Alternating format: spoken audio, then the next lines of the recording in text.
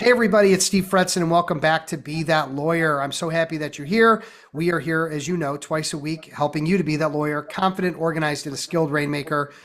Holy mackerel, we have now the Be That Lawyer book, 101 Top Rainmaker Secrets to Growing a Successful Law Practice. Obviously, the podcast, we've got a YouTube channel under Steve Fretson, right for Above the Law, if you want to check out my many articles. And we are posting many of our podcast videos up on Above the Law, so you can check that out. Really good stuff. Rafi, how you doing, man? So good to see you. We had a great lunch and we took a walk. I think that's a great way to spend a lunch, taking a walk. I loved it. Yes, it was great catching up with you. And I can't sit for too long. I can do lunch for 40 minutes. Yeah, I mean, I'm sitting too much. I have a standing desk and I need to use it more. I'm struggling with it. My chair is so good. I bought a new Right. chair and it's like an expensive chair and it's worth the money, but I can't get out of it now. But yeah, nice salad for lunch and then take a walk. That's the way most networking meetings should be, right? And catching up, old friends catching up. Good stuff. Well, let's talk a little bit about your quote of the show. This is one that hasn't come on the show yet, and I absolutely love it. And I want to hear your take on it. A river cuts through rock not because of its power, but because of its persistence. Welcome to the show, Rafi, and tell us a little bit about that quote. Well, I think that sort of sums up digital marketing in a nutshell, and maybe not just digital marketing, but all marketing, because the reason the water cuts through the rock is that it is a constantly hitting it with small forces. And that's really what we're doing in marketing. We want to find our clients wherever they are and repeat the same message in different forms over and over again until our ideal client market understands who we are and what our value proposition is. And so I really think that's the best analogy for everything we do. And that's why that's my favorite quote. Okay, and I would flip that over to the business development side, right? So it's like, how do we become successful at developing relationships and bringing in business similar to marketing, right? It's a constant pressure of staying out there and staying active. 5 emails a week, 3 emails a week, whatever you've got to do to just stay out there having lunch and meeting people and developing those relationships. And so I love the quote and I agree. I think persistence is it's a quality that I'm finding isn't as easy to teach kids today as it was maybe for us because we're Gen X. We had to grind to get We had a everything grind. right. I mean, we're Yeah, just kind yeah, of left to it. We didn't have we didn't have right. we didn't have the bowling gutters with the tubes in or No, whatever that hell is called. no, the guardrails. The guardrails. Yeah. No guardrails. I was sent out and they said, just stay away from weird looking vans. And I don't even know that they said that. So that was our guardrail when I was growing up. That's right. Um, well, welcome to the show, man. And for everybody, Rafi Arbel is the president of Market JD. Give us a little background on how you got into digital, because you're also like me, a non-lawyer, right? So I no, I'm a Oh, lawyer. you are a lawyer. Oh, Yeah, man. yeah. I graduated law school in Chicago and I practiced law for 6 years. Yeah, I totally screwed the pooch on that. Sorry about that. Okay. That's okay. I forgot because you play a non-lawyer so well. Thank you. I appreciate that's a compliment. Maybe it Uh, is, maybe it's not. so then I went to work for Thomson Reuters and I sold there and I learned really about marketing there more than even undergrad business. And I really enjoyed my time there. I sold Westlaw and I sold FineLaw. And, Thomson Reuters has certainly had a lot going for it in terms of understanding messaging and marketing. And then I went back to business school. I went to the University of Chicago. I graduated, and in 2009, I started Market JD. And all we do is focus on consumer lawyer marketing for PI lawyers, workers' comp, Social Security, immigration, criminal, and family lawyers. Mm. Okay, wonderful, wonderful. And so, how have you, in growing your own business, what are some of the things that have worked for you? Like, you're out there, you decide at some point to start your own company. Scary, right? Like there's a lot of lawyers want to go out on their own, very scary. What were some of the things that you did to kind of get off the ground and get things moving? So I learned that it was all about activity, and really for the first, I'd say, maybe 10 years of my agency, most of my leads came from face-to-face marketing. And it was always a function of activity. So even if I didn't get the activity exactly right, as long as I was doing it, I always saw a positive return. I, it's all about the calls and the follow-ups and the events, and collectively it just built momentum. It almost was like the opportunities would come from the strangest places, but they always came from effort, Mm, and that consistent effort. yeah.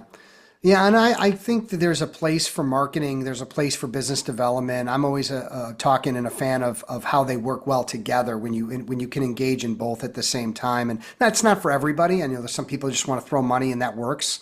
I was talking to a personal bankruptcy attorney a bunch of years ago, and he was telling me about his spend and his ROI on getting bankruptcy cases. And, he was meeting with me to learn more about my services. And I remember at one point I stopped the meeting and I went, I don't think we need to keep talking. Like, you're fine. Like, just, you don't need to join a chamber of commerce or a networking group. You don't need to do XYZ.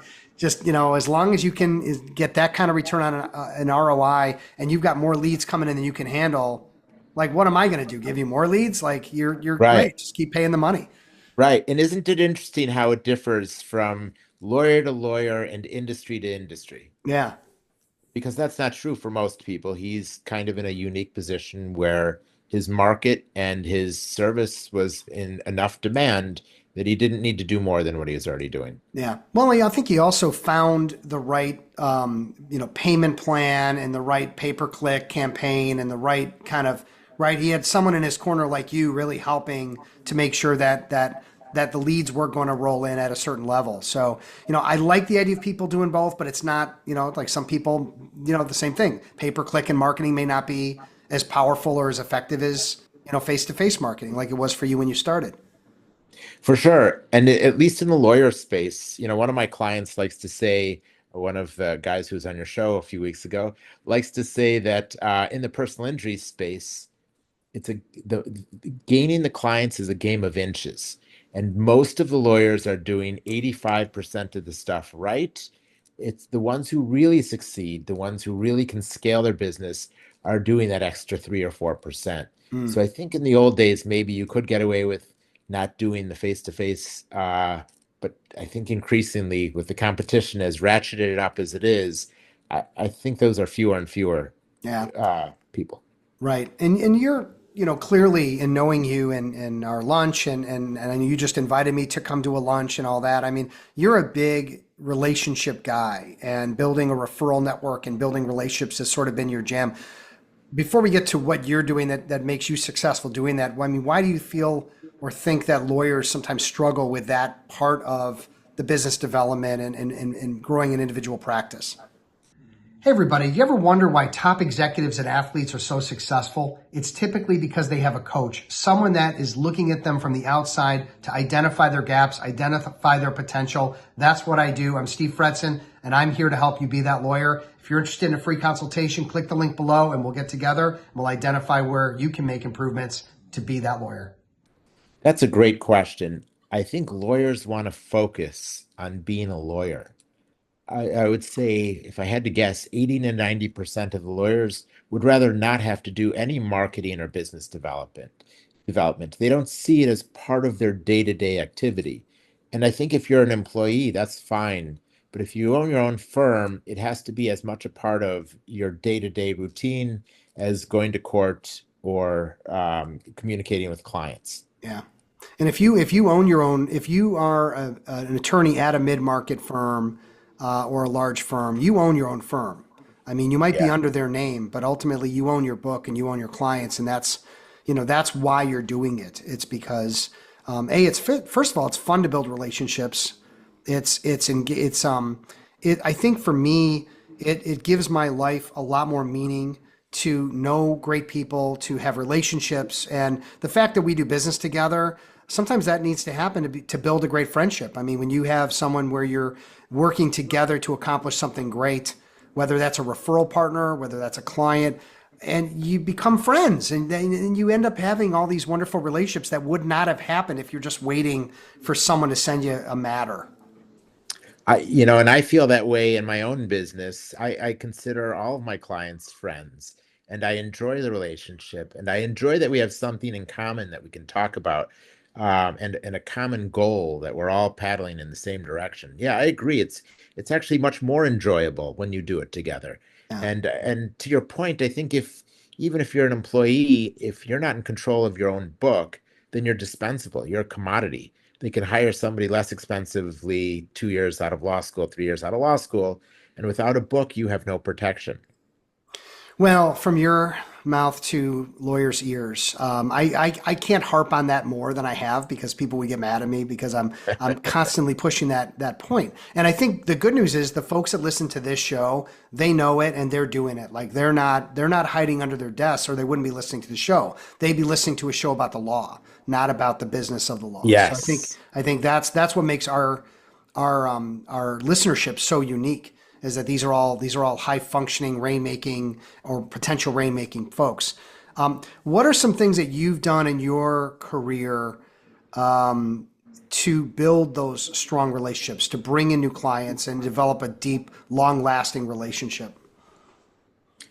I think that historically I've relied on, and now I'm doing it even more so, going to the trade shows, going to the state trial lawyer associations or the National Trial Lawyer Association or um, TLU, Trial Lawyers University, or AAJ, all the big national legal marketing. Well, not all of them are legal marketing, but they're all the national legal trade shows. So that's a starting point because if they, it's the know, like, trust. And oftentimes you can't reach everybody digitally. Sometimes the only way you're going to reach people is face to face. Yeah. So that's sort of my starting point. But then you want to layer up on top of that, and build your digital marketing around your face to face marketing.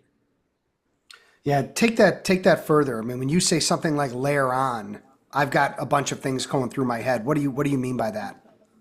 So it's, whether you're going to a trade show or you're intentionally scheduling meetings with prospective referrers, it needs to be part of a system. It can't be a hopeful system. It has to be an engineered system. So, ideally, what I would suggest to a lawyer is that they have key performance indicators and they track how many times they're doing outreach every week and how many meetings they're having. And then once they have those meetings, they need to have a system for follow-up. So, whether it's a customer relationship management tool like HubSpot or even an Excel sheet or a Google sheet, you have to have some way of keeping track of these folks that you've spent time with. And so I think that the best way to keep in contact with them is adding value. And it's sharing of yourself, sharing of articles that they might be interested in, inviting them to events, but one way or the other, you have to stay in touch with them and you have to provide value. Otherwise, it's superficial. No one likes the idea of networking for the sake of networking. We all want to see if we can help others by helping them in their personal lives, in their careers, connecting them with other people, and doing it with intentionality. Yeah. And that's the only way I've found that really works. Hey, you feel like playing a game? Sure. All right, let's play a game. It's called the follow up game. And I just made this up on the spot, and here's how the game is played. You and I are going to go back and forth with different ideas about how to keep in touch and how to follow up with people and stay top of mind. I'll go, and then you'll go, and we'll just go until we like run out of words or something like that. But all right, we'll see who runs out first. The simplest one is all right. So I've met with someone. I thought they were great, and I'm going to send them a thank you email with following up on what I had said I was going to do for them. So that might be inviting them to an event.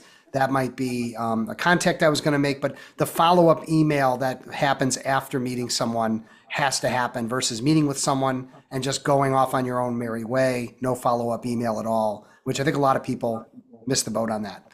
That's mine. Yes. All right, you're up. So what I really love is when I have a Zoom or a Teams meeting, I use Fathom, which is an AI tool, and it records the meeting and it gives me a transcript of the meeting and it gives me a summary of the meeting. And Fathom will allow me to ask questions. So I might say, what were the salient points from this meeting that I should be following up on? Write me an email summarizing the meeting, and give me checklist items that I need to do going forward. And it is fantastic Mm, because the emails that it writes are so thorough and they don't miss anything because it's a computer. And what I love about it is you can even say, I want you to analyze this as though you were Steve Fretson. What would Steve Fretson say I did wrong with this meeting? And what would Steve Fretson say I did right? Now you have to program it, maybe give him that book, Be That Lawyer, to read, and then it can analyze it as if it was you. okay. But that's a great way to get better at what you do I love it. and I love stay in it. touch. Okay, so Yeah, it's your yeah. turn. So you send the summary to them, right? Yeah, in an email. Fantastic. Yeah, it's Oh, an that's email, so but it's great. the tool. Yeah. That's so great. I would say another thing that I like to do when I meet someone and I really like them and want to offer them value is I run a few networking groups here in Chicagoland and some nationally and internationally. And so the idea that I'm going to say, hey, you know what? I've got a bunch of really great networkers and lawyers that I'd like you to meet. Are you free on, one of these dates? That can be done at the end of the meeting, or that would be done as an email follow up after I'd mentioned that I would love to invite them. So now I'm introducing them to some of my best referral partners and a bunch of lawyers all in a 1 hour Zoom meeting. And Oh, I so like again, that. yeah, so right off the bat, they're getting great value from meeting with me. And there's a next step of how I'm offering value, I uh, love that. beyond the meeting. Yeah, thank you. All Well, right, one so up, now one up that then. okay, then. Well, I would say I would say that if you want to be sophisticated about it and you have a digital marketer or you do your own digital marketing, you can retarget those people on Facebook and a um, DSP, a demand service platform, which is kind of a network. Actually, if you're a lawyer and you're targeting other lawyers, you can do it right on Google, the retargeting. Mm, So they can, the exact people that you've met with can start to see your ads on Instagram, Facebook, LinkedIn, or even they're at the Chicago Tribune reading a story and they see your ad up there. That's highly targeted and very effective at building brand recognition. okay. That might be more for, like, for example, let's say I'm doing that with people I meet, so they're seeing my stuff everywhere more than they already do. Is that for them or is that for me? That might be more for me. Unless it's inviting them to things, like unless it's like promoting something that they get value out of. Um, well, part of it, I guess, is just a branding play. So it Okay. could just be, learn how to do business development better by Steve Fretson, Okay. just to see you and keep you top of Okay. mind. Okay. I like that. I like that. Another one I was thinking about too was inviting them to do something with you. Like, for example, I have a local a friend of mine, um, David. Shout out to David Talisman. He's been on the show.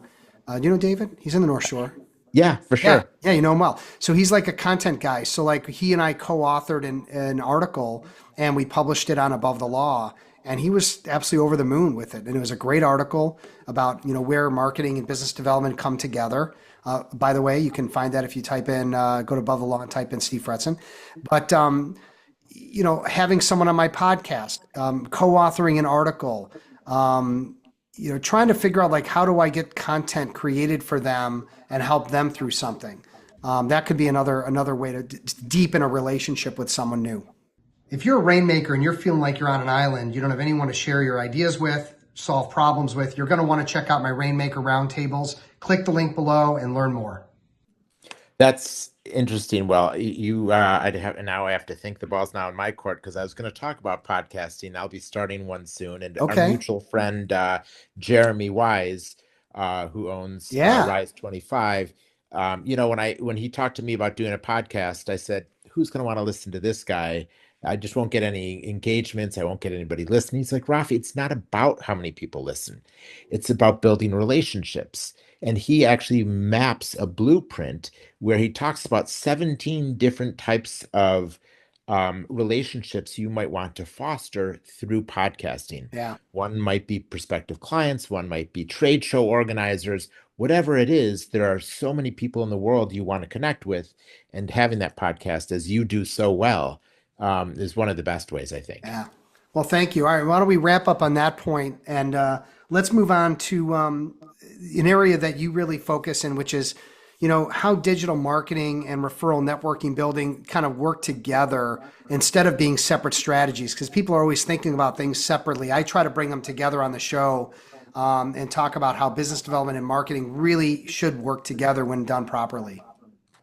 So I think among the most successful marketers and people who do business development, lawyers that engage in both, are those that lay a strategy that incorporates both parts. So, if I were advising a lawyer, I would suggest coming up with a list of all those people who could be prospective referrers and actively going after them with a schedule. So perhaps they send out 20 emails per week and they say, hey, let's get together. I'd love to talk about your business and maybe we could be mutually beneficial partners at this, and ask for lunch or ask for a Zoom meeting. And then the following week, go through and call those people up and see if you can get a meeting. And if you do, then do any of the following techniques that we already talked about to stay in touch. And then layer that up with the social media and use social media to stay top of mind. I think newsletter articles are also fantastic. And then, John Morris, who ran an agency, I'm actually part of his He's mastermind. been on the show. John has. Yeah, and I think he was in my first 50. I Oh, mean, yeah, way, way back. He's great. he's tremendous, really tremendous. What he does is when he goes on that networking meeting, he is writing down and putting in his CRM, his customer relationship management tool, all the information he can about that person, their kids, their ages, their hobbies, their interests. Do they go to a country club, whatever it is? And every time he meets with them, he reads through that to make sure that he's doesn't sound like he's meeting them for the first time. And he also finds out what they're interested in. And then he consciously sends them, looks for articles related to those specifically, and then sends those when he can. Sometimes he'll text them, sometimes he'll email them, but he's very persistent about continuously adding value. And sometimes those meetings guide an article that he's going to write personally, and he'll add it to a repertoire of articles, and he has this arsenal of A through Z of articles, and he'll go through and he'll just keep knocking off the articles and sending them to his prospects, or his referring partners, depending on what their interests are, Yeah. and always trying to think about how we could add value. Well, I think the future with AI, and there's already Postalize was on my show not that long ago, and they have got a software where AI works to essentially not only dig through the entire internet to find articles and information and new things that are popping up for your clients and your network, but also crafting then the emails where it's all like ready to go, and you just hit edit or you hit send. And so, like, Wow. let's say, yeah, somebody gets promoted to equity partner, someone wins super lawyer, someone, it's their birthday. Maybe they're into fishing and they get, there's a new world record for bass. And so that would pop up and it would just be literally an email that shows up and you just hit, yep, send that out to that person, send that out to that person. So, I mean, that's the future of how we keep in touch, I think, and it's going to be really sophisticated, really fast. That's amazing. Do you use Postalize? I do not. I think they're primarily focused on like mid-market firms and all that. Jody was on the show; he was great. And again, I think there's so many AI tools coming out right now, and I'm always curious to know which ones are still going to be relevant in 6 months or a year. Because like what you come up with now for AI and what comes out in 6 months are going to be, I think, very, very different. Vastly different, right? Yeah. Yeah, that's a great tool. I'm gonna check it out. Yeah. So I think what we're getting to is the idea that we need to leverage digital marketing, social media as a part of how we're developing relationships, maintaining relationships. Anything else you'd want to add, is in particular maybe about LinkedIn? Well, I think that those meetings that you have with prospective referrers can also guide your social media. So I just came back from Ken Hardison's Pilma, and there was a great law firm marketer. He does YouTube marketing, and he creates really great long form content. And he only creates 4 videos a month for YouTube, and then he looks at the analytics And YouTube has really detailed analytics about what's watched and where they stop, and you gain huge insights on that. And based on those analytics, he cuts up his long form content into social media content. So, that's a technique, but the strategy can really evolve from who your prospective referrers are and who your prospective clients are and what their needs are. That's really the messaging that drives the videos, that drives the social media. And it's all part of one system of staying in touch with Mm, prospective clients and prospective referrers. yeah. Some people don't even know this, and this is kind of basic for LinkedIn, but if you go to, like, let's say you meet with someone new that you met at a networking event and you go on their LinkedIn after the fact and you say, this is someone I want to keep in touch with, there's a little bell on their profile you can click that then shows you their posts when they post. You have a more greater opportunity to see their stuff when they post. Oh, I didn't And know that. oh, yeah. And then the idea that you should be commenting and sharing other people's posts. Not all of them, but if there's one that's really good and you want to make an impact on a relationship, for you to just share their post with some kind words and say, "This is my new friend Rafi, and he posted this amazing thing about how lawyers can do better with their relationships in digital. Everybody should check it out." Now I'm putting it out to my 20,000 network. And whether that comes back to you or it doesn't really matter. It's really more about the fact that I'm stepping up and trying to add value in your world and develop a stronger relationship in the process. And I think LinkedIn sees that activity, and I think they reward you for that, for being Mm, an active member, for liking and engaging. And I learned that really from you.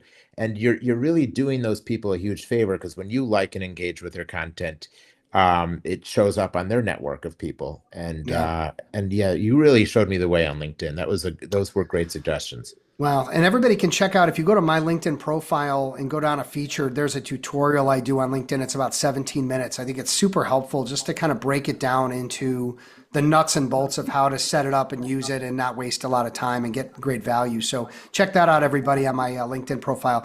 Rafi, let's wrap up with our new-ish segment called Rafi's Big Mistake. What's a big mistake you made in your career or in life that you had, and how you fixed it and how you resolved it? So I think really the hardest time I've had at Market JD was when a key employee left that was responsible for so many central functions in the company.